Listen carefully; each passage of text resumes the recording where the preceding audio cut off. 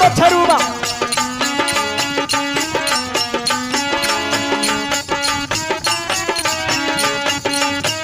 क्या बात है, क्या बात है। हाँ बहुत अच्छा लाल।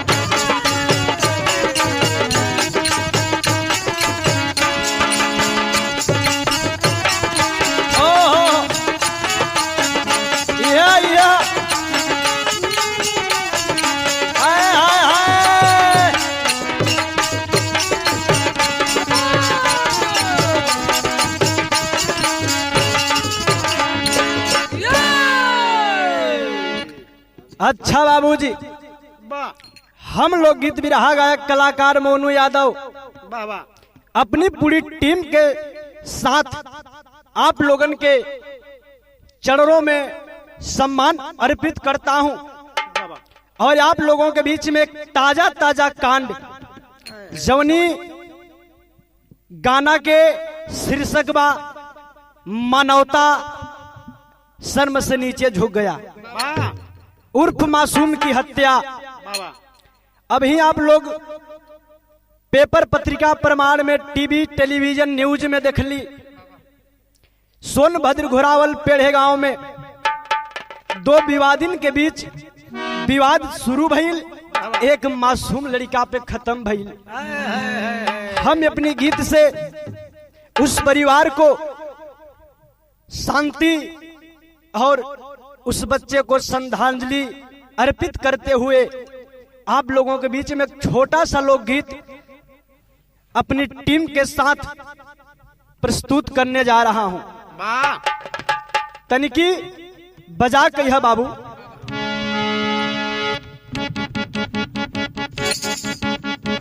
क्या बात है।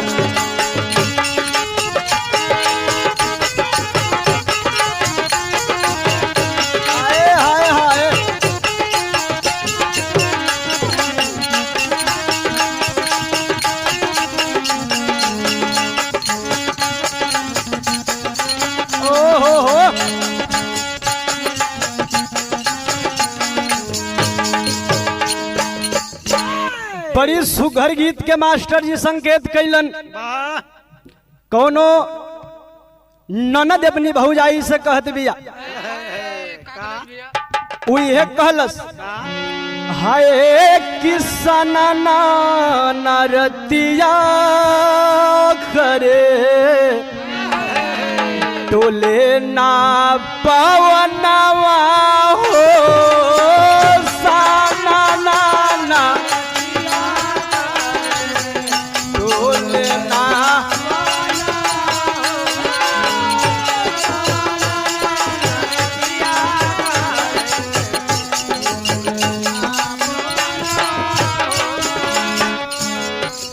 साना नाना रतिया करे हरे डोलना पवनवा हो कही दा भाऊजी भैया जी से, कही दा भाऊजी भैया जी से कही दे मोरा गावनवा हो कही दा भाऊजी भैया जी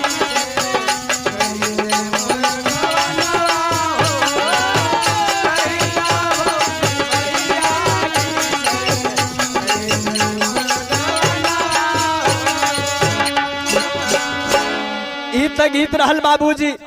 लेकिन वो मतारी के दर्द कभी जी लिखलन के वो मतारी के ऊपर कैसन दिन भगवान देखौलन। आज वो मतारी के ऊपर वज्र के पहाड़ टूटल बा हो, गांव घर जिला जवार जुट को मतारी के शांति अर्पित करत बा, धीरज बधावत बा। लेकिन वो मतारी के ममता के बारे में कभी जी लिखलन बाबू का हालत का बा लाल। हरे की रोवली मतारी कहवा हे बाबू रोवली मतारी कहवा कैले मोरा सुगनावा हो रोवली कहवा कैले मोरा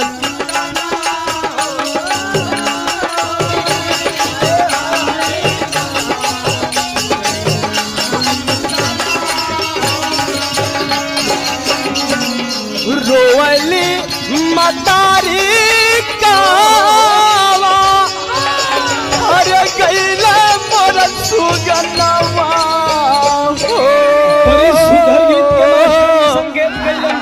अरे खेती है बुढ़ाइया में खेती है बुढ़ाइया में हमरो के सहारावा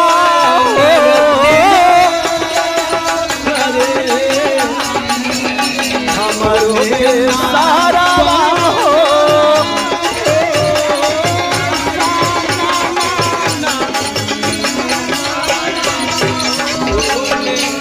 ए बाबू वो मतारी अपनी लाल के सूरत निहारत दिया हो मालिक से सवाल कैलस के बारे मालिक गोदी में एक औलादो देले रहले बड़ी होनहार लेकिन कौन बिगाड़ी बिगड़ले रही के भरे जवानी में लड़का के लूट रहल हे नाथ अब ही तो नदान रहलो कर कौनी गलती है कि पापी दुश्मन मार रहले हो ओ मतारी अपनी लाल के बारे में बतावे सुगा के हर से घूम के आवे एगो शब्द कह के बुलावे बाबू कौन शब्द कह के बुलावे मम्मी मम्मी कही के लाला बोलती ना जुनिया मम्मी बोलती ना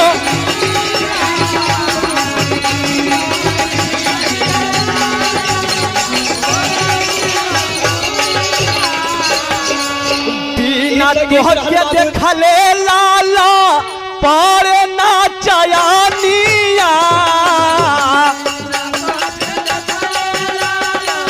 पर ना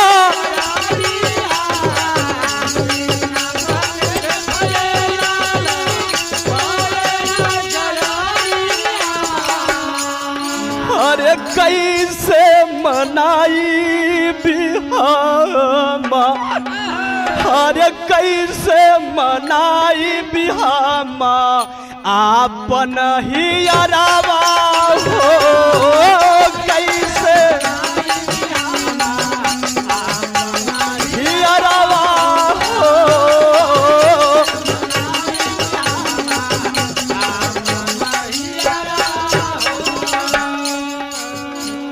ए बाबूजी वो मतारी रोए सोनी मतारी के गोदी के औलाद खत्म हो जाई हो वो मतारी के ऊपर का बीती बाबूजी लोग बतावेलन कि बाबू बाप कपूत हो सकेलन लेकिन औलाद कबो कपूत ना होले बाबू माई के ममता बड़ी अनमोल होला मतारी रोवे और रो के एगो बात कहलस बाबू कौनी दिन कौनी समय उ लड़का के पापी किडनैप कैले बाबू कभी के लिखे के पढ़ल का हरे पाँच मार चाके लाला आइले नाही घरावा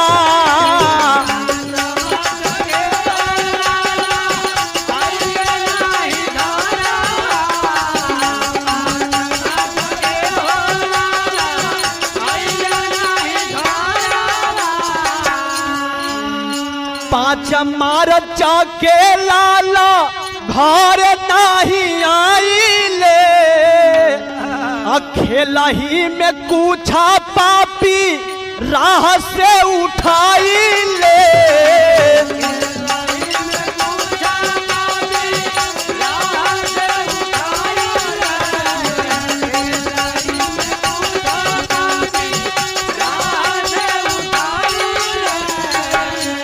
जौने घड़ी वो लड़का के पापी किडनैप करके जाए लगले हो वो घड़ी वो मासूम के हालत का बा बाबू अरे चाचा चाचा कही के रोवे अरे चाचा चाचा कही के रोवे लागल बा चिरैया हो चाचा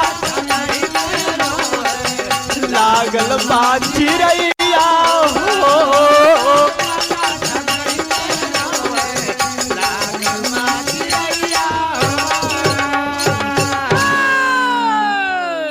हाथ जोड़ के वो मासूम बच्चा अनुराग पाल रोवे लागल बाबू कल से चाचा हम कौन गलती कैले बानी, आपके दुश्मनी तो बाबूजी से न बाटे, हमारी जान के छोड़ दो। लेकिन बाहर पापी वो लाल के एक को गुहार ना सुन ले बाबू, कैले का लाल हरे रोवे अनुराग छोड़ दा हमारा के भाईया।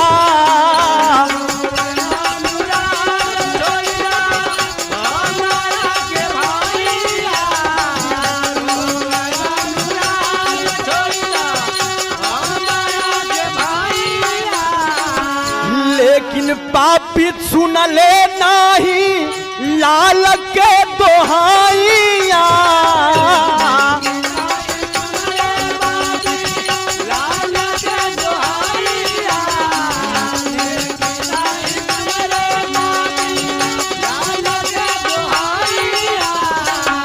अरे बाजरा बनाई लिहले हे बाबू, बजरा बनाई लिहले अपना ही अरावा हो।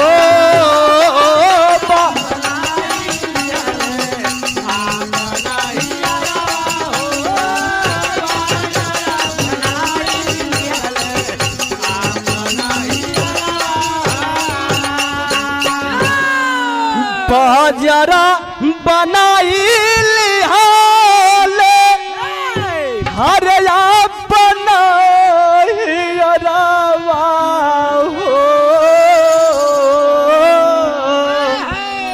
हरे रोवली मतारी कहवा हे बाबू, रोवली मतारी कहवा कैले मोरा सुगनावा हो।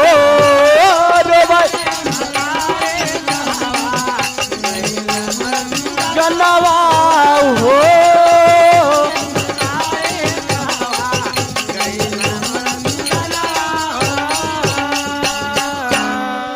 ए बाबू, सोने घड़ी लड़का घर से गायब भइल बाबू मंगलपाल। उसी दिन को आकर के घोरावल थाने पर रपट लिखाते हैं। आके मंगलपाल रिपोर्ट लिखौलन। तो रिपोर्ट कैसे लिखौलन बाबू, केकरा सामने लिखौलन, कवि के लिखे के पड़ल। हरे रोवे मंगलपाला पिता माने नहीं मानवा।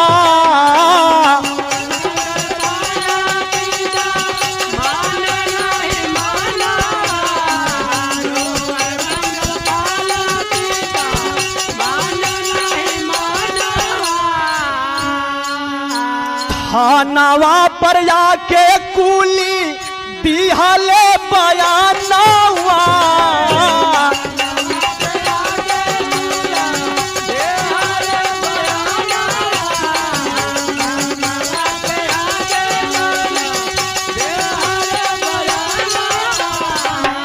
अरे सुनी के खबरिया झूठे हाय, सुनी के खबरिया झूठे लगले नारा नारिया हो। सुनी लगले नारा नारिया हो।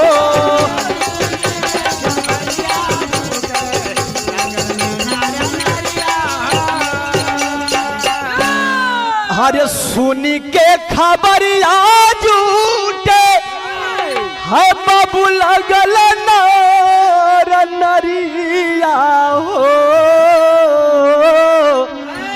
अरे रोवली मतारी कहवा हाय हाय, रोवली मतारी कहवा कैले मोरा सुगनावा हो। रोवली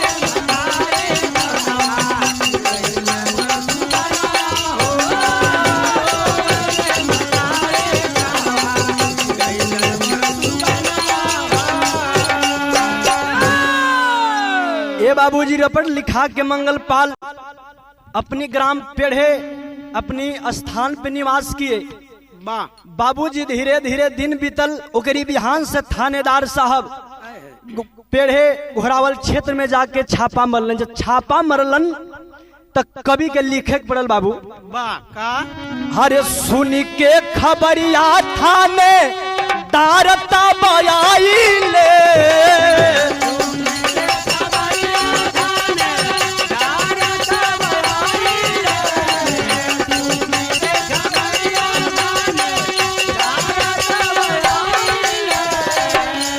जौना आदमी पे संग रहल मंगल पाल के दुश्मनी टेंशन रहल ओकनी ऊपर जाके फैयार नाम दर्जी कलौले रहलन। वाह आके दरोगा साहब ओहनी के गिरफ्तार कैले। तो कैसे गिरफ्तार कैले? अरे सुन के खबरिया थाने दारता बयाइले,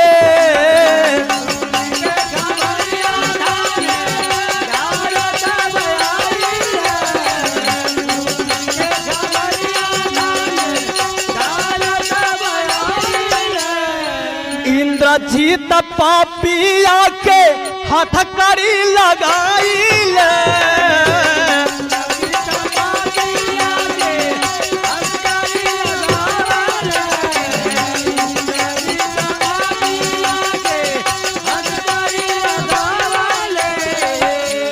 हरे अमरजीत राजेश संघा, हे बाबू अमरजीत राजेश संघा थानावा लेके गईले।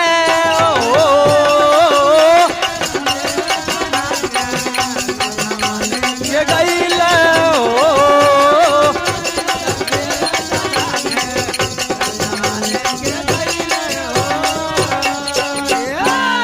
अरे अमरजीत राजेश साथ है बाबू थानावा लेके गईला। अरे रोवली मतारी कहवा, हे बाबू रोवली मतारी कहवा, कैले मोरा सुगनावा हो, कैले मोरा सुगनावा हो।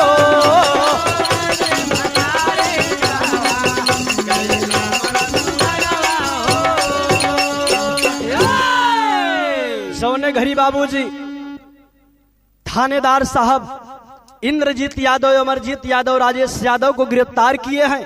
वाह ओ घड़ी आके थाने पर ओहनी के ऊपर FIR जब भई रहल, थानेदार साहब रिपोर्ट लिखलन, आके गिरफ्तार कैलन। जब कड़ाई करे लगलन, मारे पीटे लगलन, तो पापी बतावे। का बतावे बाबू?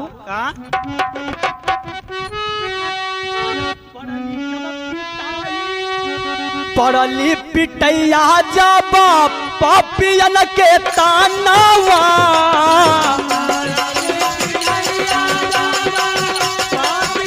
के तानावा,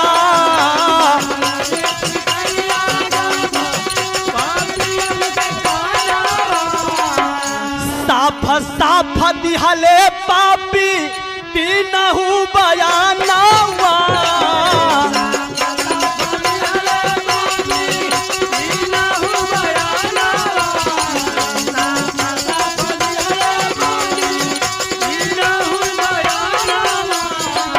भी बयान कर देता हूँ बाबू। हरे लसिया के फेंकली जाके, हे बाबू लसिया के फेंकली जाके, हरे तालाब दारा में नवा हो, तालाब दारा में नवा हो।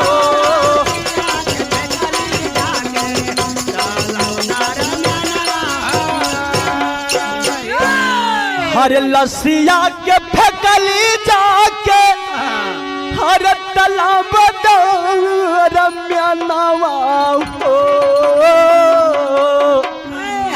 हरे रोवली मतारी कहवा, हे बाबू रोवली मतारी कहवा, कैले मोरा सुगनवा हो, रोवली कैले मोरा सुगनवा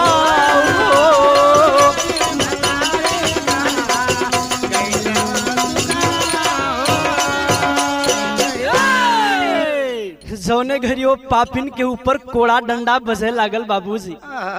साफ साफ वो पापी बयान दे देहलन कि ए साहब हमनी के मारा मत, वो लड़का के हमनी मार के एक पोखरा में फेंक देले बानी जा। इतनी बतिया के सुन के दरोगा जी वो पोखरा में इंक्वायरी करौलन। छानबीन के दौरान बाबूजी मासूम अनुराग पाल के लाश से मिलल हो।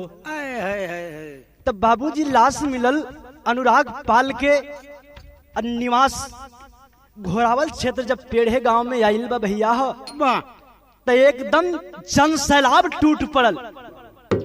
जन सैलाब टूट पड़ल, एकदम इकट्ठा आदमी होके पेड़े गांव श्री मंगल पाल के दरवाजे पे झूठे लगले। जौने घड़ी मंगल पाल के दरवाजे पे झूठे लगलन तो कवि के लिखे पड़ल मुन्ना का हरे लसिया लियावल गईली कावदरा म्यानवा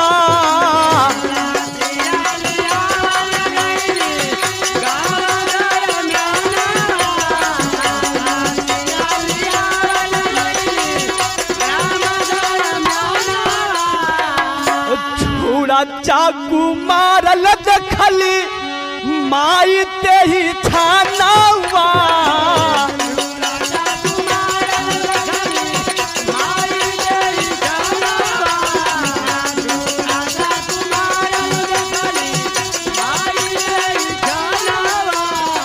छोने घड़ियों मासूम के शरीर पे मतारी घाव देखलस हो। माई के ममता छलक पड़ल बाबू। मतारी एक बात इशारा करके रोए लागल। इशारा में का कहलस बाबू? यह कहलस के मम्मी मम्मी कही के रोवल। अरे मम्मी मम्मी कही के रोवल होई मोरा सुगनावा। मम्मी कही के रोवल मोरा सुगनावा होई मोरा सु। ए बाबूजी, माता अपने बेटे को गले से लगाकर रोने लगी। गांव घर के लोग नतई हितई के लोग धीरज धरावत तारन के जाहिद बहिनी जौन मालिक लिखे लतौने होला। ए बाबूजी, यह मोनू यादव अपनी पूरी टीम और अपनी समाज के आवाज में उस अनुराग पाल के सच्ची सुमन श्रद्धांजलि के लिए हाथ जोड़ के अर्पित करता है। और जैसे हमारी खानदान के परिचय लागल कि हम कौने खानदान से चल के आप लोगन के बीच में आल बानी। कहना बा बाबू का गुरुवर बिहारी राम लाल के चरानिया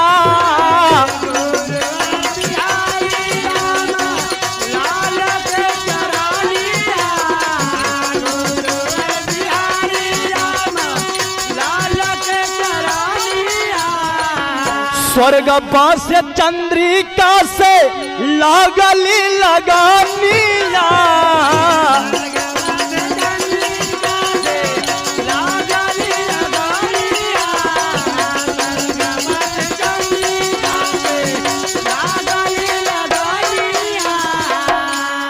हरे गावे मोनू यादव देखा।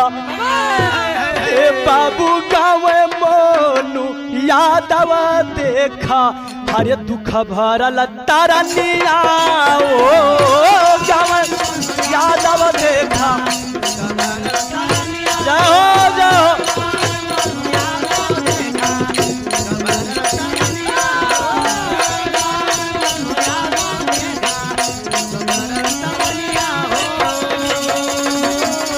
हरे राम गावे मोनू यादव देखा। दुख भरल तरनिया हो।